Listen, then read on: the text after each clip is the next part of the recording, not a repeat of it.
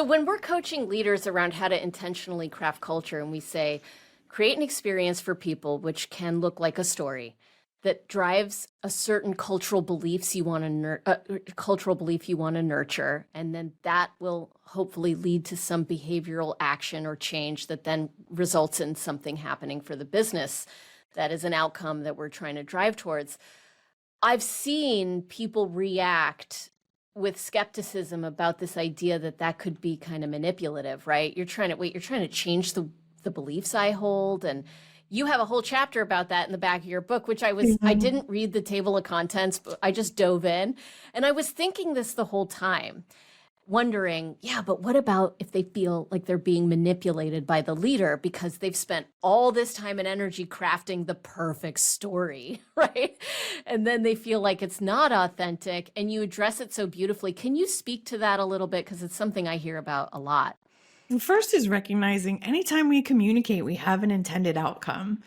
And to say that just because you have an outcome or something that you would love for people to know, think, feel, or do after is manipulating isn't quite fair, because I think most business communications have something that, even if that is just to be informed.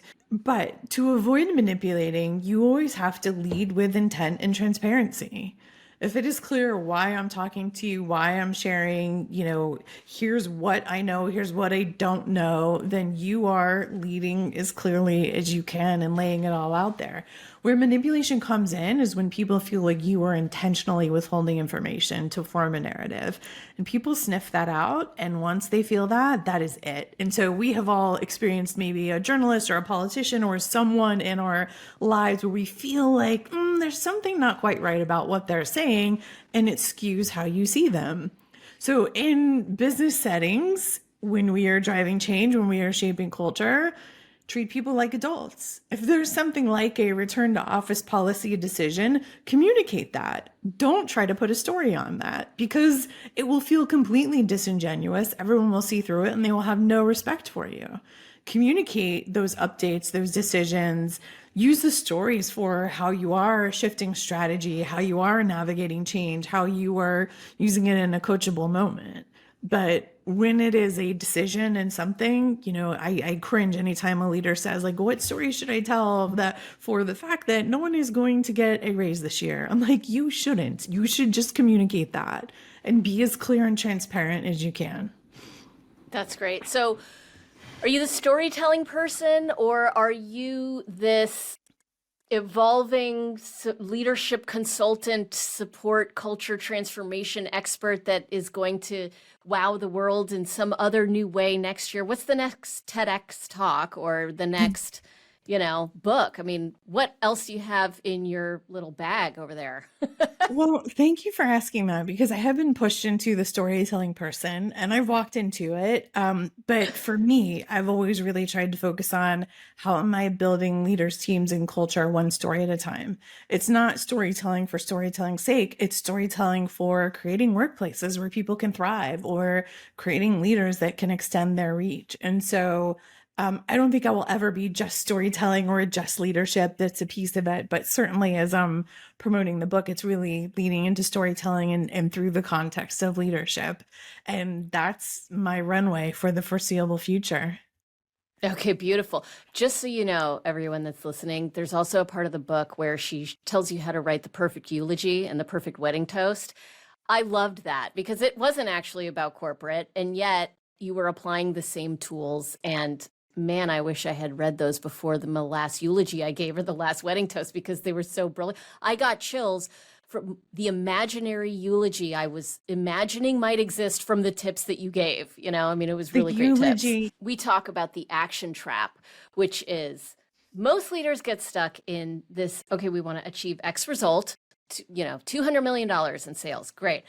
Let's take a bunch of action to make that result happen. We're going to hire salespeople. Do we make $200 million? Not yet. Okay, how about we train everyone on a better sales process? Do we make $200 million yet? Nope. Let's go back to an action. Let's, do a bunch of technology implementation, get a new CRM, maybe we'll do a new marketing campaign. And all of that is action focused on a result that feels like the rat race of chasing business. If you really want to transform people's behaviors at work, you need to get at the mindset, the beliefs that they hold. And we do that by creating intentional experiences, and storytelling is the most powerful tool to do that. So I love what you said about it's really, you're saying, do you want to talk at them, which is just more action trap? Or do you want to engage with them in a way that gets at them being proactive about taking the action you need them to take, instead of having to constantly micromanage the activity, right? I heard a great quote the other day from Dr. Lisa Feldman Barrett, who's a neuroscientist. She said, emotions are the recipe for action. And if you want to tap into emotions, you need to start with stories. So one is, are you trying to help the people listening to the story feel like a member of an in-group? Meaning, in-groups are groups where we share values and experiences, or even aspirations, things we want to be a part of. In sales, this is the I'll have what she's having. Out groups are where we notice our differences, that we aren't a part of something. Charities use this, where you hear the story of someone impacted by a natural disaster and they don't have electricity or food, and you're listening to this while you're in electricity and food, and you recognize how different your circumstances are. So when you're telling a story, you have these choices of, am I trying to make the audience feel like a member of the in-group, like feel a belonging in this idea that I'm saying, or am I trying to make them feel different? So with organizational change, you want to often tell stories of an outgroup, of why we have to make the shift. So if we look at Oracle, like why they needed to make the shift to be cloud-based and why they couldn't stay where they were. You want to make people feel like this member of an outgroup, of like, yeah, we can't stay here. That does make sense. We do need to go. We do need to make these changes. That is a really interesting place to start, because it really gets to this feeling of belonging and acceptance, and where do I feel like I fit in, which is, of course, right at the heart of emotions. The last factory setting is that we seek pleasure and we avoid pain, where we've got all of these neurochemicals that our pleasure neurochemicals are our dopamine, our serotonin, our oxytocin, which are released in these moments of connection, and they are bonding. The uncomfortable ones, the pain ones, are your norepinephrine, adrenaline, and cortisol. And those are released when we need to focus and potentially get out of danger. So when we're telling stories, these neurochemicals are released depending on the story and how we are interacting with it. And you want to be thoughtful of, are you telling a feel-good story? Are you telling this story about this incredible experience? Like, you could tell that Oracle story in a really feel-good way of how people went through this change, or you could tell it in an uncomfortable way of why they couldn't stay where they were and how do they navigate through this discomfort, or both. And so I feel like even playing with both of those things, of what is that experience that you're trying to give and how you move people through it, can start to pull people into the experience of the story. Every story has heart, because you do want to take people to a different place, whether that's through knowledge, whether that's through a decision or action or something they feel, and leaning into that is key.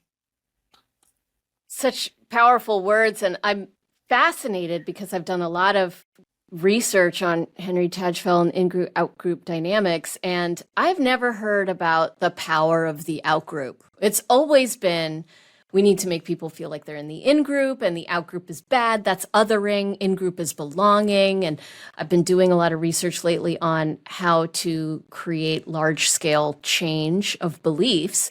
And there's a lot of data out there around cults, and how cults leverage the power of in-group dynamics to get people to transform their personal beliefs. When you feel belonging as part of a larger group, that becomes sacred. It becomes part of the survival mechanism of the brain, that the group will save us. And social death is almost worse than physical death. And so when the beliefs of the group are attacked, and you can see this in political polarization, right? Republicans and liberal Democrats, if someone in the group or outside of the group attacks your personal belief, you see this inflamed emotion from people, whatever side it is, because they feel like the group is getting attacked. And therefore, that psychological identity that has become part of our own identity feels like it's getting attacked. It feels like a personal attack. And I get in fights with my boyfriend all the time about things like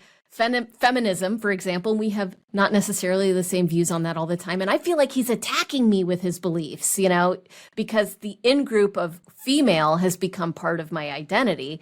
And you are talking about using the power of the out-group to get someone to want to belong to something that they don't.